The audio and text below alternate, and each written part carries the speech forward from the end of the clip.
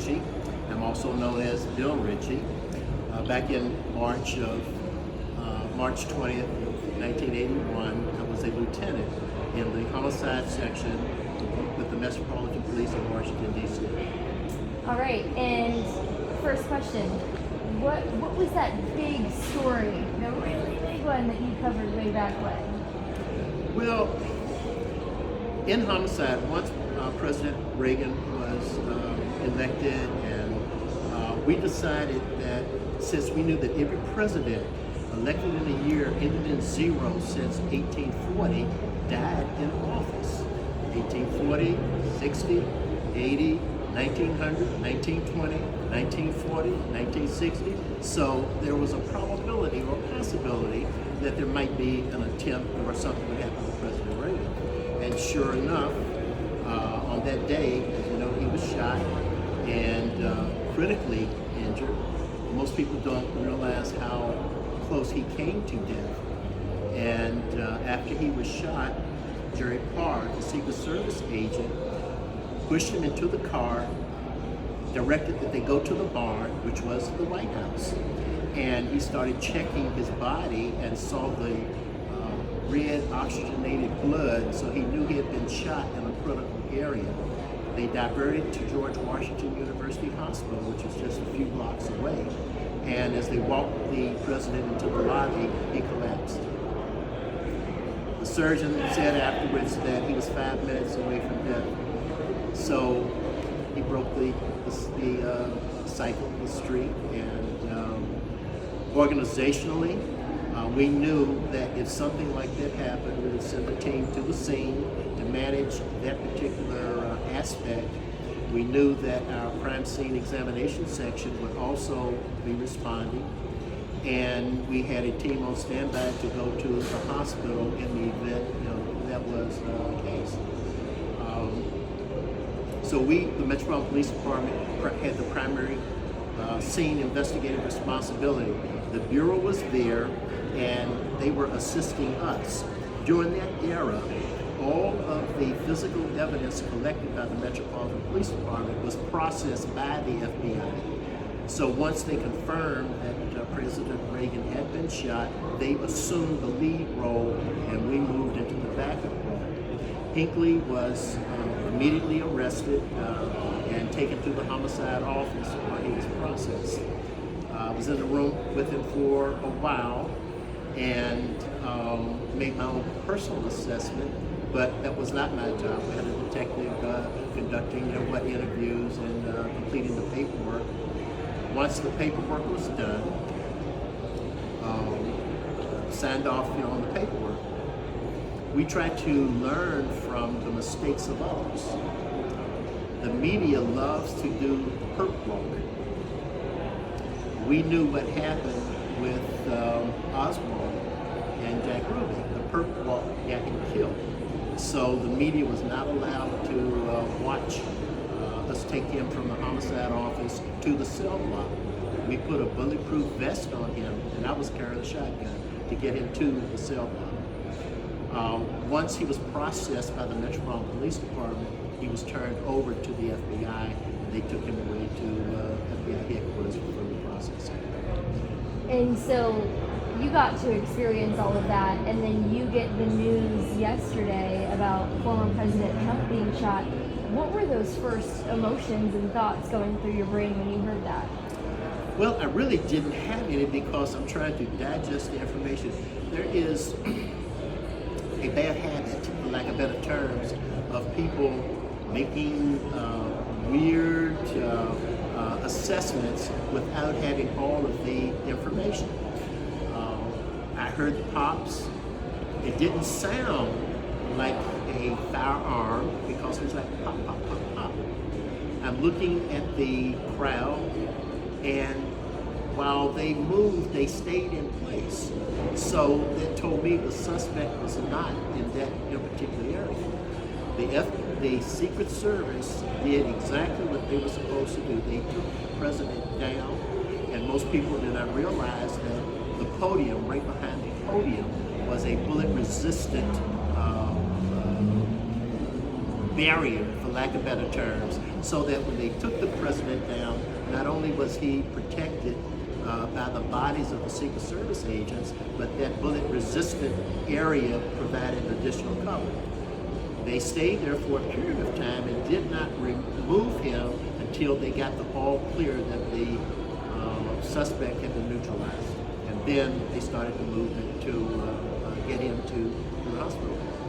Oh my goodness. And when you say that barrier, was that it looked like there was something that was maybe like 1.5 feet tall. Was that the thing that was right in front of him? Yeah, it was right underneath the podium. Yes, okay. And it was like along, spanning across the stage. And it probably curved a tad bit to provide as much protection in case there was a continued active shooter. Sometimes when you have an event like that, not only will you have a primary shooter, but you may have a secondary shooter. That is one of the rumor aspects that happened in Dallas back in November of '63, that there was a secondary shooter. You see it more often in bomb situations, why they say don't rush into a scene right after a bomb because there may be a secondary device. So you need to sit back, wait, and make an assessment of what's going on. And with the experience that you have, there's a question of whether maybe why didn't they see the shooter sooner? How did they not know? What are your thoughts on all of that? Well, I think they did not do the best job to secure the perimeter. Normally, with an outside event, they're on site 3, 4, 5 days beforehand doing a plan. And they apparently determined that the area of concern, based upon what I saw, may have been 100 yards, and I'm sure it was tight. Reportedly, someone observed the suspect climbing up the roof, and the police, were notified. But obviously, it didn't take him long to get off the ground. As I understand, it was about 150 yards.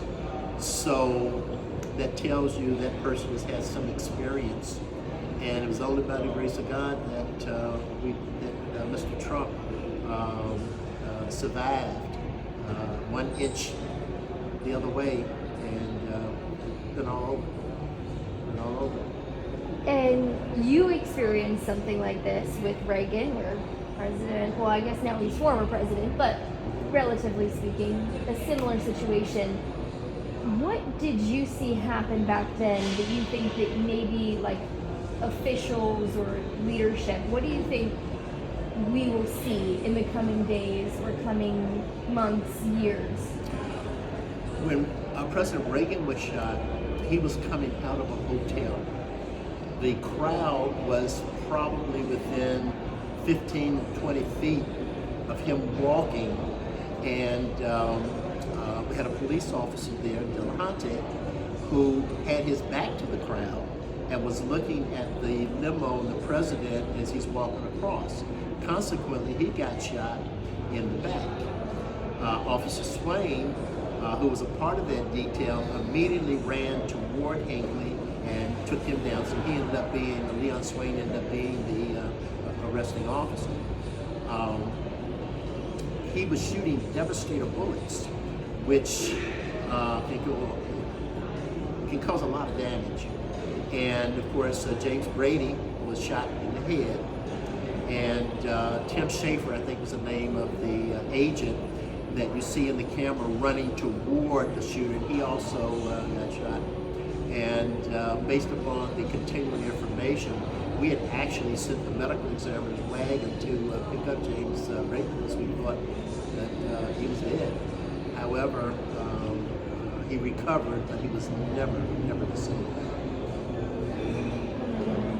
And what do you think, expanding on that, what do you think, like leadership, something changed after all of that? After having a president get shot, something in leadership along the lines changed? Yeah, I think, the motorcade for the president back then may have been 6, 7 vehicles. I think it's 18 now. Of course, they have the ambulance there with a doctor on board, and I'm surprised that they didn't put Mr. Trump in, ambulance, but they probably made a quick assessment that, okay, it's a superficial. We'd rather keep him under our control, under the armored vehicles that they drive, and get him to the hospital. So, but as far as learning, obviously the perimeter expanded, especially outside, because at the hotel there were so many different vantage points that could have been used. Now, oftentimes in public, the president may have on a protective vest or protective overcoat, but I think basically just securing the area, and they probably did that,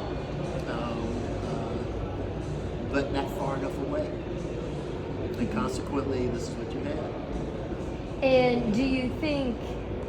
What do you think, if you think, will change? Obviously he's not the president anymore, but this is still a very, very big deal. What do you think will change? Well, it's a very big deal for anybody, especially someone who is a protectee of the U.S. government. That should not have happened. And some heads are going to roll. Congress can't wait to start an investigation. And the investigations are going to just bounce off of each other, But it's going to be the responsibility of the Secret Service to do the after-action report. What went wrong? What went right? How do we make improvements? And they apparently established the perimeter based upon the history of the area, crime information in the area, a very friendly crowd for Mr. Trump, and consequently you have an individual who is, from what I understand, was a troubled individual, as typical of what we've seen with the school shooters. He's ostracized, he dresses differently, no friends, and he lashed out. He lashed out at society, and Mr. Trump represented society in that particular area on that particular day.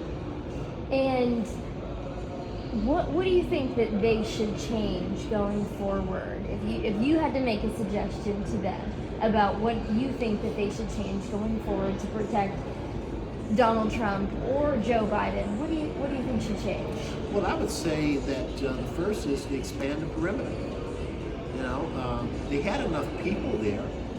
And apparently, at the time they became aware of the individual, he got a couple of shots off, because as I listened to the recording, you hear the first pop, pop, pop, and then boom, boom, a louder, which means that the shooters were closer. I don't know what their vantage point was to take him out, but and the guys carrying those weapons for Secret Service, they're good. They're good, and you see the result of their effort.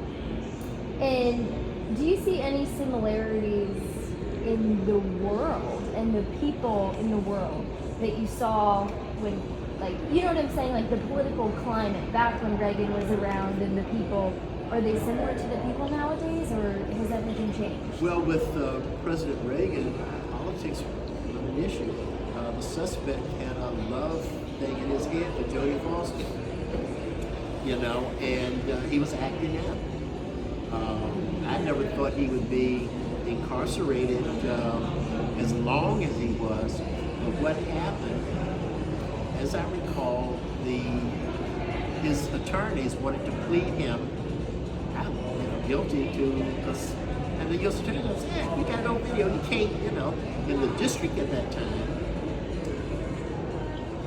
A person claiming to be unable mentally to go to trial, it's up to the government to prove that he is. It's changed now where the defendant has to prove that he is not. They changed the law, and it makes all the difference, and of course he was in for 30 years or so. Probably if he had gone right to jail, But then Sirhan is still incarcerated, and Kennedy was what, 68? So,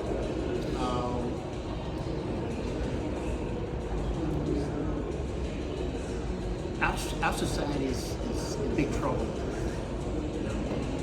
We see, even with the regular homicides going on in the district and probably elsewhere, it is a total disregard for life. I've written couple of op-eds and said that until you hold parents accountable for the actions of their children, all of these pretty programs and this training, until you have parental involvement. And if the parents can't control, then you get the city, social, whatever, involved. But some of these kids, 12 years old, one of them, carjacked out in front of the court building at night. It was a protective service officer, blew him away. 12-year-old lost his life trying to carjack. Carjacking is a big deal. So, when we talk about the whole criminal aspect, we got some serious problems. We got some all across. Who would have expected in a little town in Pennsylvania that this would happen? So sometimes we can let your guard down, I guess, though that is not the history of the Secret Service. Those guys are good. Those ladies are good. Because if you saw two of the primary Secret Service, I would not want to meet them in the back alley. But still, it happened. And shame on us for allowing it to happen. And that's society, in general. We're at a point now where the threats that are being made, I'm going to do this, it's a disruption to society. I don't know what's going to happen. Have to wait and see. It's a scary world out there. Would you have ever expected something like this to happen again? Sure. Yeah. Yeah, it's going to happen again. Somewhere, somehow, maybe a different set of circumstances, a different target, and like I said, this is not a political thing. Make it clear, it didn't matter whether Trump was a Republican or a Democrat as far as this particular situation. It was the mental dysfunction of a young person, And but now you may very well have someone feel they're obligated. I don't know if you saw the Fox News version, but you had a guy there just constantly raising the front of his finger up and F you. Now when you saw the CNN version, you didn't see that. They had a different vantage point, But yeah, it's unfortunately it's going to get worse before it gets better. Both presidential candidates, suspended their campaigns for a period of time. You got the Republican convention, starting up, and it's going to be a hot mess. It's going to be a hot mess. I don't know what the answer is, but I'm probably the only person on the face of the earth right now who still has the ability to think and rational to talk about what happened in 1981. A lot of those folks are gone. So I just picked up the phone. I said, let me call the local media here in Lancaster, and bam, and I forget the guy's name. But Tom. He was jumping out of his shoes. Oh my goodness. Well, thank you. Is there anything else that you want to add? Anything you think is super important, maybe for the viewers at home to know? No, I think that we all need to take a breath, a calming breath, as we approach life, the various circumstances that we're faced with. let the people decide who's going to be the next president, without any fear, no assumption that it's going to be stolen, any of the negatives, let's pie in the sky. I just have one last thing that I thought of. For the people who are at home who are maybe scared about, if they want to attend a rally, whether it's for Trump or for Biden, what would you say to them at home? Go. Don't cower down to what's going on. You have the right, and in some cases the obligation, to make an appropriate assessment of the candidates for the highest office in the country. And we can't prevent everything negative that may happen, but you gotta exercise your right. You can't be afraid. Go out in groups. Don't try to do it in the middle of the night. There are natural preventive things that you can do. I guarantee you, the next outdoor event involving the presidential candidate, and even some of those maybe running for governor or whatever, because you know what happened to the allegations with the governor of Michigan, the threats, the big conspiracy, to take her out. A friend of mine is the chief of police at the Capitol Police, and I was talking with him a few months ago, and he said, "Bill, January 6th will never happen again. You come up here, we're waiting for it." When January 6th occurred, I just stopped, laid across the bed. I couldn't believe what I was seeing, that law enforcement is being beat up like that. And not one, except for the lieutenant, fired their weapon. As a former homicide commander, somebody hit me with a pole, taking them out. And I used to head up the Service Record Review Board for the Metropolitan Police Department, and where you assess the appropriate use of force. And but the discipline, and I don't know whether there were orders. I don't know, and have never really asked the question, but that was brutal. That was brutal. And I talked to the officer who nearly lost his life, and you've seen him on TV, and we gave him an award, and so forth. So I don't know what else could be said, but